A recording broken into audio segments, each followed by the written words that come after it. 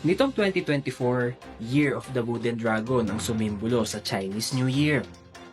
Ang dragon bilang Chinese zodiac ay sumasagisag sa kalakasan at tagumpay. At ngayon namang 2025, Year of the Wooden Snake naman ang sisimbolo sa Chinese Lunar New Year o ang Spring Festival 2025.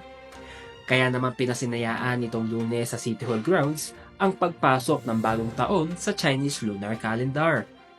Inilabas na rin ang mga aktibidad na tampok sa selebrasyon ng Chinese New Year. Tulad ng barangay gift sharing na gaganapin sa Middle Quezon Hill, kasama rin dito ang Spring Festival Little Chinatown sa Session Road at syempre, ang highlight ng pagdiriwang, ang Grand Colorful Parade na magsisimula sa Upper Session Road at magtatapos sa Melvin Jones Grandstand.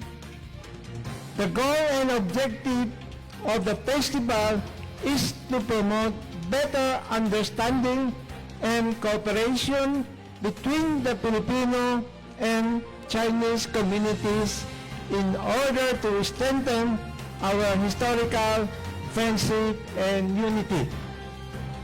Ang Year of the Wooden Snake ay pinaniniwala ang magdadala ng mabagal ngunit tuloy-tuloy na pag-unlad ngayong taon. Ayon pa sa Chinese Zodiac, ilan sa mga katangian ng snake ay ang pagkamisteryoso ngunit may malakas na katangian.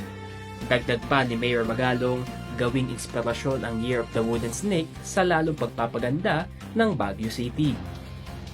As we welcome the Year of the Snake, we draw inspiration from its symbolism of strength, wisdom, prosperity, and renewal, qualities that we can use to help guide us as we continue to work together for creating a better Baguio and our individual or achieving our individual aspiration.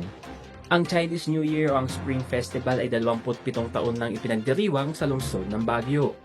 Kilala rin ito bilang isa sa mga pangunahing pagdiriwang na idinaraos sa Baguio City. Conan Gulapa para sa PIO, Baguio Balita.